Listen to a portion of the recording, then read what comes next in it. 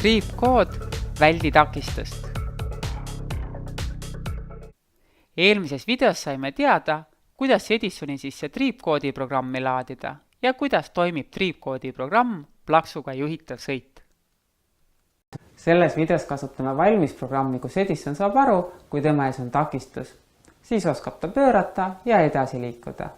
Valmisprogrammi sisse lugemiseks läheb meil vaja töölehte number 2.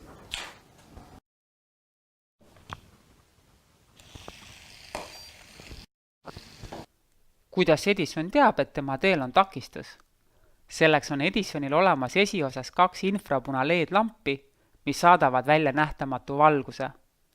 Valgus peegeldub takistuselt, Edisoni ees keskosas olev infrapuna andur ehk infrapuna vastuvõtja püüab peegelduse kinni ja niimoodi saabki Edison takistuse olemasolust aru.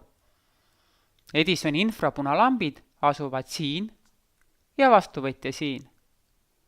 Edison näeb takistust, mis on vähemasti sama kõrge kui Edison ise.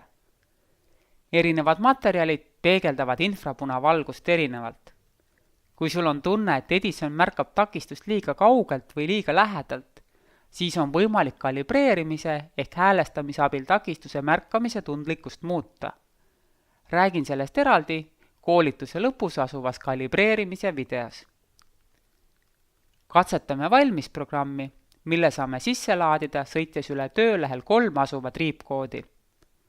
Töölehe saad välja printida selle sama video juurest. Mida see programm teeb?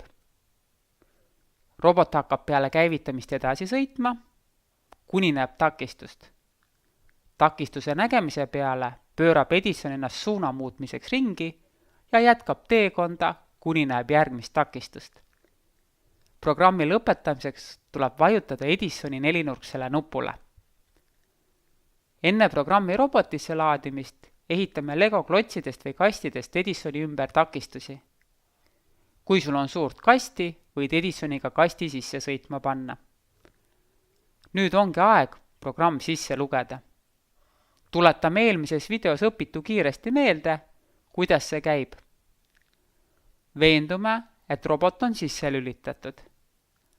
Veendume, et Edisoni punased LED-id vilguvad. Asetame roboti triipkoodi ette. Vajutame järjest 3 korda ümmargusele nupule. Käivitame programmi, vajutades 3-nurksele nupule. Vaatame, kas Edison suudab ehitatud takistuste vahelt läbi sõita. Katkestamiseks vajutame 4-nurksele nupule.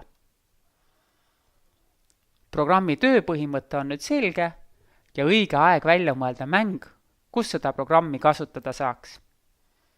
Mängu nimi on Püüdsin su lõksu. Seda on lihtsam mängida mitmekesi koos, kuid kui oled piisavalt osav, saad ka üksi hakkama. Vali üks ala, näiteks ümmargune või kandiline alus, või võid joonistada ka paberile ringi. Asetame Edisoni ala keskele. Käivitan programmi ja iga kord, kui Edison läheneb ala äärele, panen talle takistuseks käe ette, et ta ära pööraks. Vaata, kui kaua sina Edisoni lõksus hoida suudad. Nüüd on sinu kord. Tee läbi ekraanile ilmuv väljakutse ja kohtumiseni järgmises videos.